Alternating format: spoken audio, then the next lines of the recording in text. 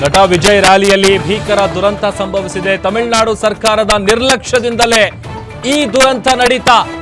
ವಿಜಯ್ ರ್ಯಾಲಿಗೆ ಸೂಕ್ತ ಭದ್ರತೆಯನ್ನ ಸ್ಟಾಲಿನ್ ಸರ್ಕಾರ ಒದಗಿಸಿಲ್ಲ. ತಮಿಳುನಾಡು ಗುಪ್ತಚರ ಇಲಾಖೆಯ ವೈಫಲ್ಯದ ಆರೋಪ ಕೇಳಿ ಬರ್ತಾ ಇದೆ. ಕಳೆದ 3 ವಾರಗಳಿಂದ ಶನಿವಾರದಂದು ವಿಜಯ್ ಅವರು ಪ್ರಚಾರ ಮಾಡ್ತಾ ಇದ್ದಾರೆ, ರ್ಯಾಲಿ ಮಾಡ್ತಾ ಇದ್ದಾರೆ. ತಿರುಚಿಯಲ್ಲೂ ಕೂಡ ಪ್ರಚಾರವನ್ನ ಕೈಗೊಂಡಿದ್ರು ನಟ ವಿಜಯ್. ತಿರುಚಿ ರ್ಯಾಲಿಯಲ್ಲೇ ಭಾರೀ ಜನಸ್ತೋಮ ಸೇರಿತ್ತು.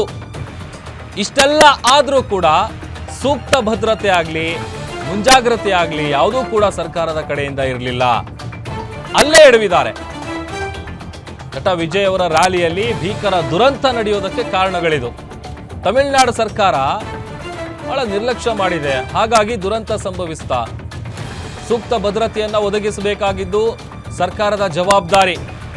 ತಮಿಳುನಾಡು ಗುಪ್ತಚರ ಇಲಾಖೆಯ ವೈಫಲ್ಯದ ಆರೋಪ ಕೇಳಿಬರ್ತಾ ಇದೆ. ಕಳೆದ 3 ವಾರಗಳಿಂದಲೂ ಕೂಡ ನಾ ಹೇಳ್ತಾ ಇದ್ದಲ್ಲ, ಶನಿವಾರದೊತ್ತು ಅವರು ಪ್ರಚಾರ ಮಾಡ್ತಾರೆ. ತಿರುಚಿಯಲ್ಲೂ ಕೂಡ ಪ್ರಚಾರ ಮಾಡಿದಂತಹ ಸಂದರ್ಭದಲ್ಲಿ ಇದೇ ತರವಾಗಿ ಅಪಾರ ಪ್ರಮಾಣದಲ್ಲಿ ಜನರು ಸೇರಿರ್ತಾರೆ. ಇಲ್ಲೊಂದೇ ಕಡೆ ಅಲ್ಲ, ಅವ್ರು ಎಲ್ಲೆಲ್ಲಿ ರ್ಯಾಲಿ ಮಾಡ್ತಾರೆ ಅಲ್ಲೆಲ್ಲ ಜನ ಈ ಥರ ಸೇರ್ತಾರೆ.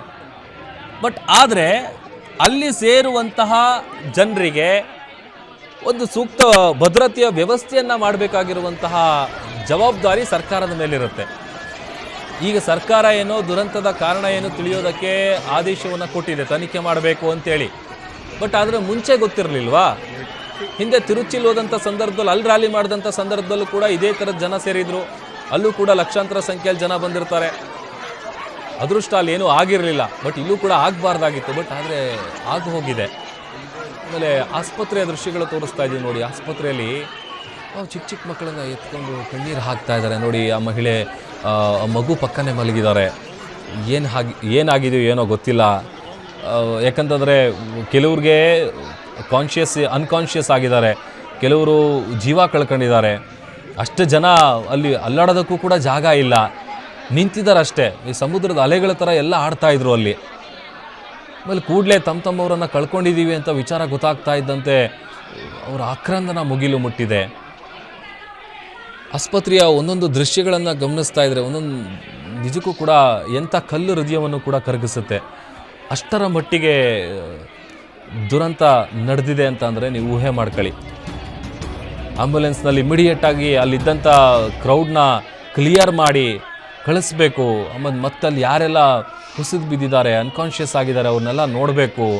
ಇಮಿಡಿಯೇಟಾಗಿ ಹಾಸ್ಪಿಟಲಿಗೆ ಕರ್ಕೊಂಡು ಹೋಗ್ಬೇಕು, ಅವರಿಗೆ ಟ್ರೀಟ್ಮೆಂಟ್ ಸಿಗಬೇಕು. ಎತ್ಕೊಂಡು ಹೋಗ್ತಾ ಇದ್ದಾರೆ ನೋಡಿ. ನನಗೆ ಇದೆಲ್ಲ ದೃಶ್ಯಗಳು ನೋಡ್ತಾ ಇದ್ದರೆ ಸೇಮ್ ನಮ್ಮ ಚಿನ್ನಸ್ವಾಮಿ ಸ್ಟೇಡಿಯಂ ಹತ್ರ ಏನು ನಡೀತಲ್ಲ ಅದೇ ಕಣ್ಮುಂದೆ ಬರ್ತಾ ಇದೆ. ಎಕ್ಸಾಕ್ಟ್ ಸೇಮ್ ಅದೇ ಥರ ಚಪ್ಪಲಿಗಳ ರಾಶಿ ಬಿದ್ದಿದೆ.